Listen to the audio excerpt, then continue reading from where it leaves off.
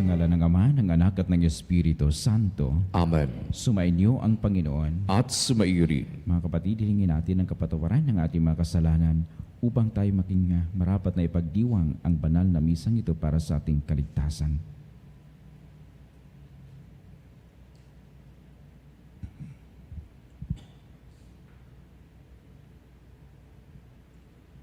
Inaamin ko Sa makapangyarihang Diyos at sa inyong mga kapatid, na lubha kong nagkasala sa isip, sa salita at sa gawa at sa aking pagkukulang. Kaya sinasamo ko sa mahal na Birheng Maria, sa lahat ng mga anghel at mga banal, at sa inyong mga kapatid, na ako'y ipanalangin sa Panginoong ating Diyos. kaawaan tayo ng makapangyarihang Diyos, patawarin tayo sa ating mga kasalanan at patnubayan tayo sa buhay na walang hanggan. Amen. Panginoon, kaawaan mo kami. Panginoon, kaawaan mo kami. Kristo, kaawaan mo kami. Kristo, kaawaan mo kami. Panginoon, kaawaan mo kami. Panginoon, kaawaan mo kami. Manalangin tayo. Ama naming makapangyarihan, ang dalaga at martir na si Santa Agata ay manikluhod nawa sa iyo para kami iyong patawarin dahil siya ay iyong kinalulugdan kailanman bilang matatag na martir at matapat hanggang kamatayan. Sa aming Panginoong Hesukristo, kasama ng Espiritu Santo, magpasawalang hanggan. Amen. Pagbasa mula sa unang aklat ng mga hari. Noong mga araw na iyon, ang matatanda ng Israel at ang mga puno ng mga angkan ay ipinatawag ni Solomon sa Jerusalem upang kunin ang kabanang tipan sa Sion, ang kuta ni David. Kaya, nagpunta kay Solomon ang mga pinuno sa Israel noong kapistahan ng buwan ng Etanim, ikapitong buwan ng taon. Nang naroon ng lahat, binuhat ng mga saserdote ang kabanang tipan. Tinulungan sila ng mga Levita sa pagdadala ng tolda at mga kagamitang naroroon. Hindi mabilang ang mga baka at tupang inihandog ni Solomon at ng buong Israel sa harap ng kabanang tipan. Pagkatapos, ipinasok ng mga saserdote ang kabanang tipan sa dakong kabanal-banalan at inilagay sa ilalim ng mga pakpak ng mga kerubin. Nakabuka ang pakpak ng mga kerubin, kaya't naglulukuban ng mga iyon ang kabanang tipan at ang mga pasana nito. Walang ibang laman ang kaban, kundi ang mga tablang bato na kinasusulatan ng tipan ng Panginoon sa bayang Israel. Ang mga tablang bato ay inilagay roon ni Moises nang sila'y nasa Horeb, matapos silang ilabas sa lupain ng Ehipto. Pagkalabas ng mga saserdote, ang templo'y napuno ng ulap. Ano pat hindi sila makapagpatuloy ng gawain sa loob. Ang templo'y napuno ng kagilagilalas na kaningningan ng Panginoon. Kaya nga't sinabi ni Solomon, O Panginoon, kayo ang naglagay ng araw sa langit, ngunit minabuti ninyong manirahan sa makapal na ulap. Ipinagtayo ko kayo ng isang magarang templo, isang bahay na titirahan ninyo habang panahon. Ang salita ng Diyos. Salamat sa Diyos. Poong makapangyarihan, kami iyong panahanan. Poong makapangyarihan, kami iyong panahanan. Aming nabalita na nasa Bethlehem ang kabanang tipan, sa bukid ng Haar namin nasumpungan. Ang aming sinabi, ang templo ng Poon ay puntahan natin. Sa harap ng trono, siya ay sambahin. Poong makapangyarihan, kami iyong panahanan. Sa iyong tahanan, Poon, pumasok ka kasama ang kaban, ang kabang sagisag ng kapangyarihan. Ang mga saserdote, bayaang maghayag ng iyong pagliligtas. Ang mga hinirang sumigaw sa galak. Sa lingkod mong David, may pangako ikaw, Panginoon namin. Ang piniling hari ay huwag mong itakwil. Poong makapangyarihan, kami iyong pananahanan.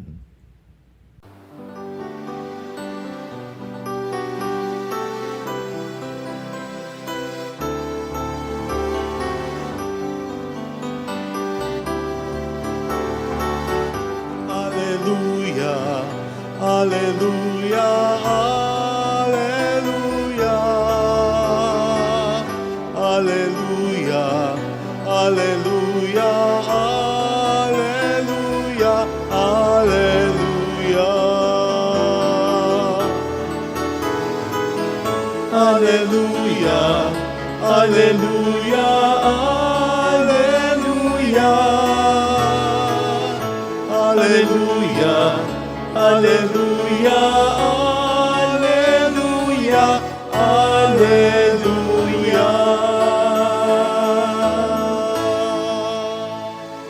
Sumainyo ang Panginoon. At sumaiyo din. Ang mabuting balita ng Panginoon ayon kay San Marcos. Papuri sa iyo, Panginoon.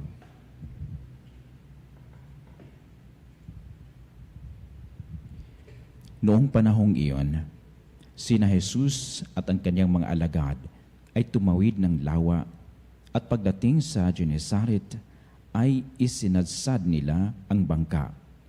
Paglunsad nila, nakilala siya agad ng mga tao kaya't nagmamadaling nilibot ng mga ito ang mga puok sa daigdig sa paligid. At ang mga may sakit na nakaratay na sa higaan ay dinala nila kay Jesus. Saan man nila mabalitaang naroon siya at saan man siya dumating, maging sa nayon, lungsod o kabukiran, ay dinadala sa liwasan ang mga may sakit at isinasamo sa kanya na pahipuin sila kahit man lang sa palawit ng kanyang kasuotan. At lahat ng makahipo nito ay gumagaling. Ang mabuting balita ng Panginoon. Pinupuri ka namin, Panginoong Heso Kristo. Mga kapanalig, kung ang pag-uusapan natin ay tungkol sa healing, ang pinakaunang healing o bagay na papasok sa ating isip ay ang healing physical. Yes, tama yon. Normal. Totoo dahil tayo ay physical beings. Tangible. No? Yun ang pinakakongkritong realidad natin sa mundong ito. Kaya kung may sakit sa ating katawan, lunas ang ating unang hahanapin, gamot. No?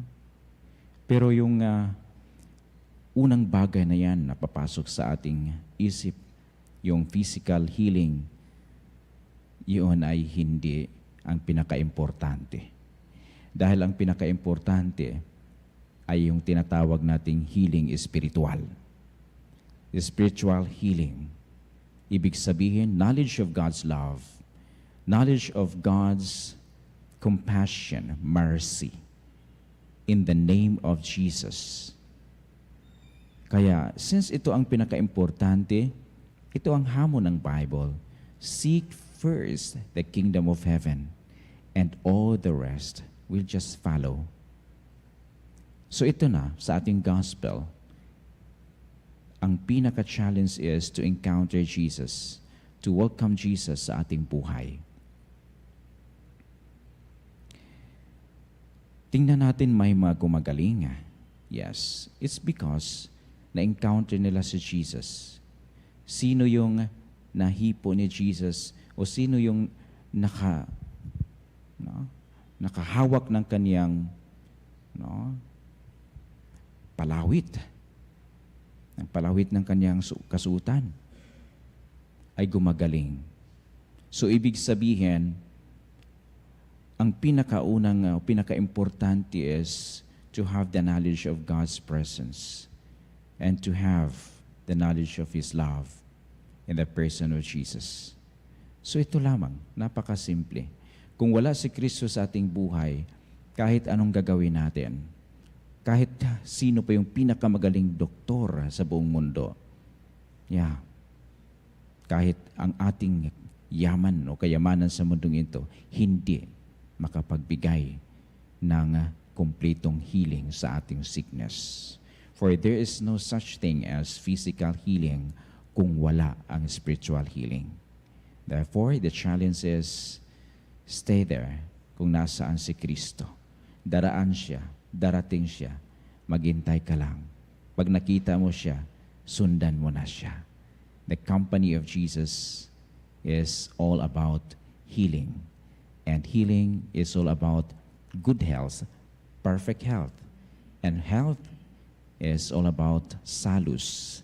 In Latin, ibig sabihin, salvation. Kung may Kristo, may kaligtasan, may perfect health. Amen.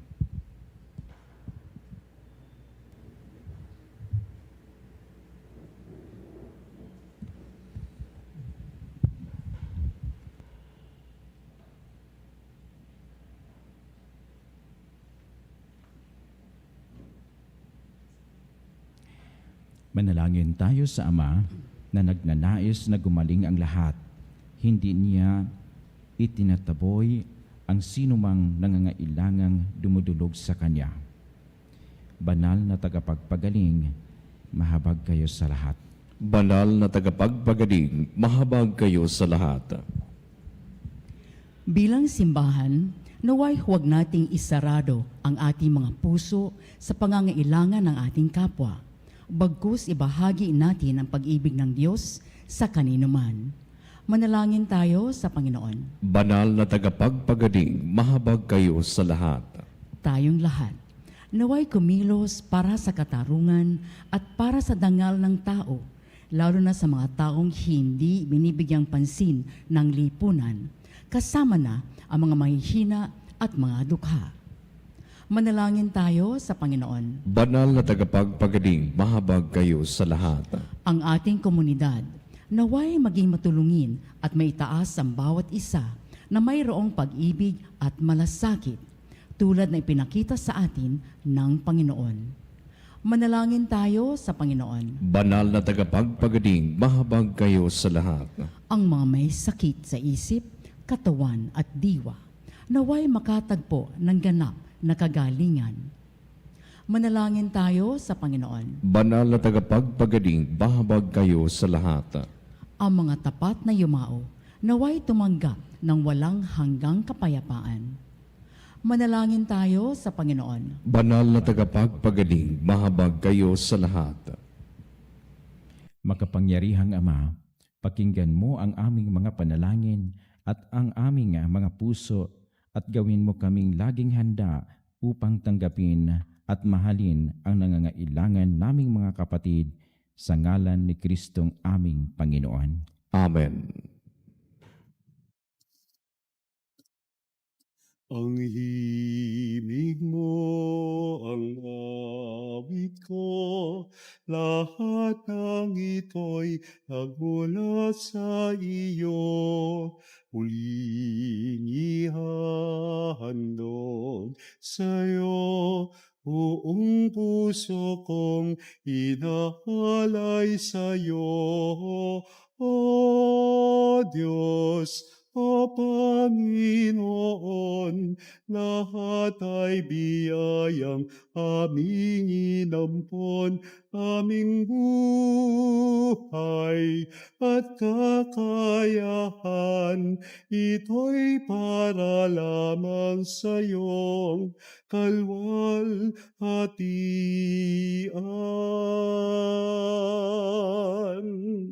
Ito'y para lamang sa iyong kalwalhatian.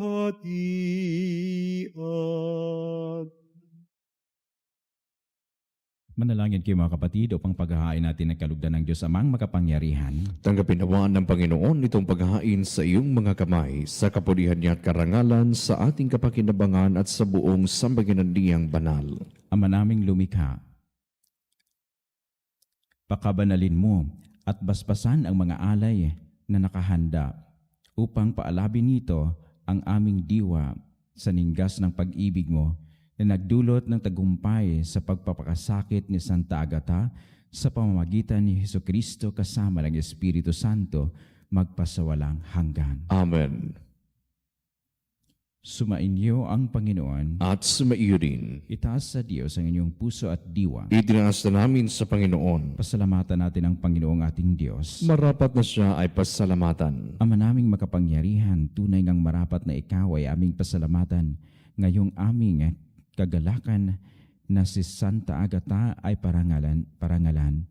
Siya ay kapanalig naming may paninindigan na ikaw ay ipahayag kahit siya ay mamatay sapagkat minarapat mong kanyang matularan ang iyong anak na naghain ng sariling buhay, tulad ng naganap sa iyong anak. Ang dugo ng mga martir ay dumanak, hindi dahil sa katatagang likas, kundi dahil sa iyong bigay na lakas. Kaya kaisa ng mga anghel na nagsisiawit ng papuri sa iyo, nang walang humpay sa kalangitan, kami nagbubunyi sa iyong kadakilaan.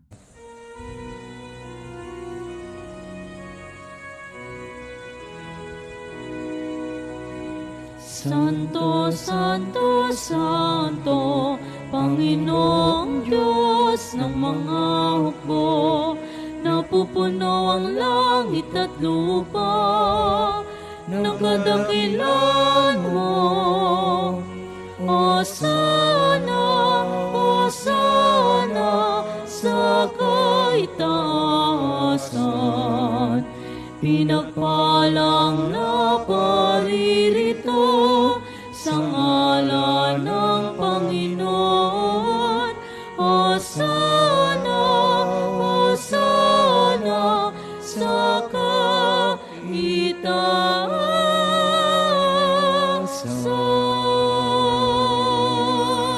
Ama naming banal, ikaw ang bukal ng tanang kabanalan, kaya't sa pamamagitan ng iyong Espiritu, gawin mong banal ang kaloob na ito upang para sa aming maging katawan at dugo ng aming Panginoong Hesu Kristo. Bago niya pinagtiis ang kusang loob na maging handog, hinawakan niya ang tinapay, pinasalamatan kaniya, pinaghati-hati niya iyon, iniabot sa kanyang mga alagad at sinabi, "Tanggapin ninyong lahat ito at kanin. Ito ang aking katawan na ihahandog para sa inyo."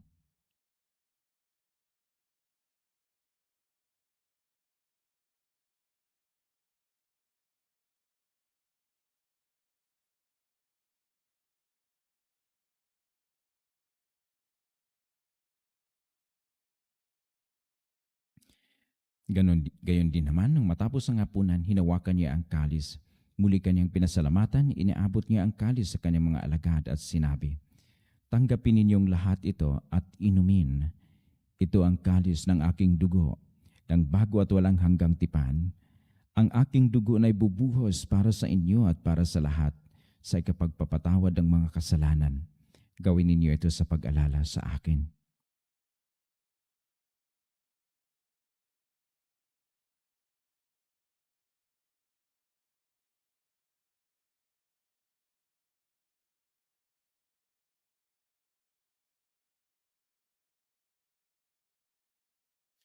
Ang misteryo ng pananampalataya.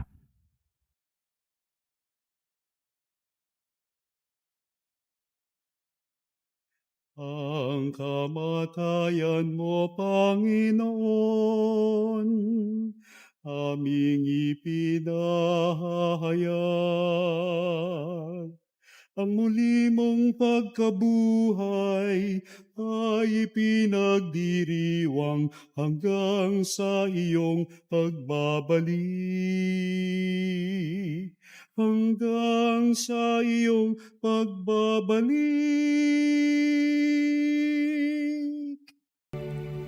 Ama, ginagawa namin ngayon ang pag-alala sa pagkamatay at muling pagkabuhay ng iyong anak. Kaya't inaalay namin sa iyo ang tinapay na nagbibigay buhay at ang kalis na nagkakaloob ng kaligtasan. Kami nagpapasalamat dahil kami iyong minarapat na tumayo sa harap mo para maglingkod sa iyo. Isinasamo namin kami magsasalo-salo sa katawan at dugo ni Kristo ay mabuklod sa pagkakaisa sa pamamagitan ng Espiritu Santo.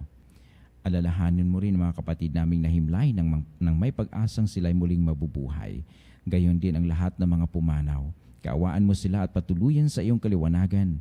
Kaawaan mo at pangdapatin kaming lahat na makasalo sa iyong buhay na walang wakas. Kaisa ng mahal na Birhing Maria na Ina ng Diyos, ng kabiyak ng puso niyang si San Jose, kaisa ng mga apostol at ang lahat ng mga banal na namuhay dito sa daigdig ng kalugod-lugod sa iyo. May pagdiwang nawa namin ang pagpupuri sa ikararangal mo sa pamamagitan ng iyong anak na aming Panginoong Hesu Kristo. Sa pamamagitan ni Kristo kasama niya at sa Kanya, ang lahat ng parangal at papuri ay sa iyo, Diyos Amang makapangyarihan, kasama ng Espiritu Santo magpasawalang hanggan.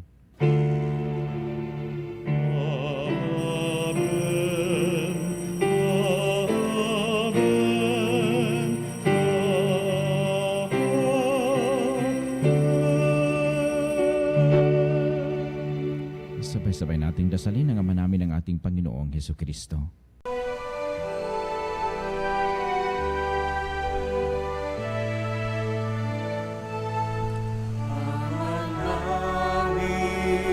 Sumasalangit ka, sambahin ang ngalan mo. Mapasa amin ang kaharian mo, sundin ang loob mo. Dito sa lupa para ng sa langit, bigyan mo po kami ngayon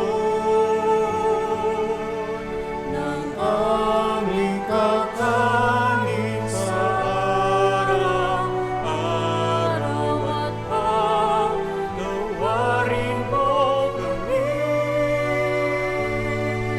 sa aming mga sala para ng pagpapatawad namin sa nagkakasala sa amin. At huwag mo kaming ipahintulot sa gusto, at iadya mo kami sa lahat ng masama. Hiling namin kami iatya sa lahat ng masama, pagkalooban ng kapayapaan araw-araw, iligtas sa kasalanan at ilayo sa lahat ng kapahamakan, samantalang aming pinanabikan ang dakilang araw ng pagpapahayag ng tagapagligtas naming si Heso Kristo. Sabagat iyo ang kaharian at ang kapangyarihan at ang kapurihan magpakailanman. Amen. Panginoong Heso Kristo, sinabi mo sa iyong mga apostol, kapayapaan ang iniiwan ko sa inyo, ang aking kapayapaan ang ibinibigay ko sa inyo. Tunghayan mo ang aming pananampalataya at huwag ang aming pagkakasala. Pagkalooban mo kami ng kapayapaan at pagkakaisa ayon sa iyong kalooban, kasama ng Espiritu Santo magpasawalang hanggan. Amen. Ang kapayapaan ng Panginoon ay laging sumainyo. At sumairin. Magbigayan kayo ng kapayapaan sa isa't isa. Kapayapaan po sa ating lahat, mga kapanalig. Kordero ng Diyos na nag-aalis ng mga kasalanan ng sanlibutan, maawa ka sa amin. Kordero ng Diyos na nag-aalis ng mga kasalanan ng sanlibutan, maawa ka sa amin. Kordero ng Diyos na nag-aalis ng mga kasalanan ng sanlibutan, ipagkaloob sa amin ang kapayapaan. Ito ang kordero ng Diyos. Ito ang nag-aalis ng kasalanan ng sanlibutan. Mapalad ang mga inaanyayahan na sa kanyang piging. Panginoon, hindi ako karapat-dapat na magpatuloy sa iyo, ngunit sa isang salita mo lamang ay gagaling na ako.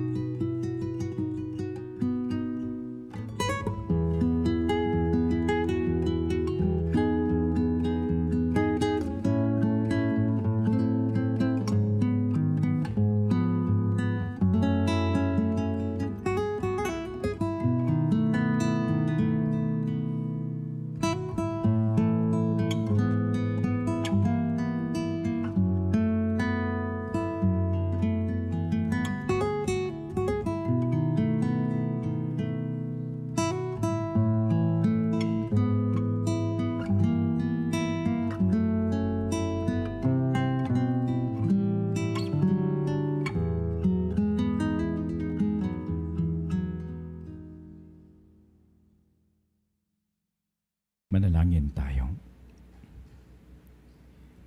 Ama naming lumikha,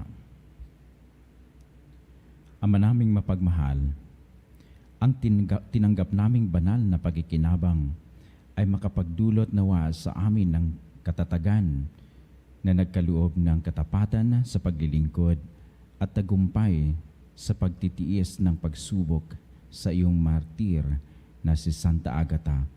Sa pamamagitan ni Jesucristo kasama ng Espiritu Santo, magpasawalang hanggan. Amen. Para po sa ating healing prayer, kayo po na lahat ng nasa radyo at naka-tune in sa atin, mga nanonood sa ating Facebook Live at ibang streaming, hawakan po ninyo ang mga bahagi ng inyong katawan na nangangailangan ng kagalingan at lunas at ipikit ang inyong mga mata.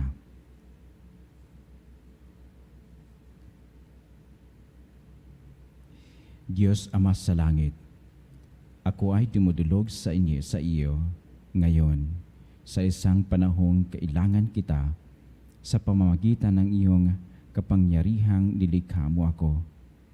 Sa bawat paghinga ko, tuwing umaga, ako nagigising at sa bawat sandali at oras ng aking buhay, ako ay nasa ilalaim ng iyong kapangyarihan.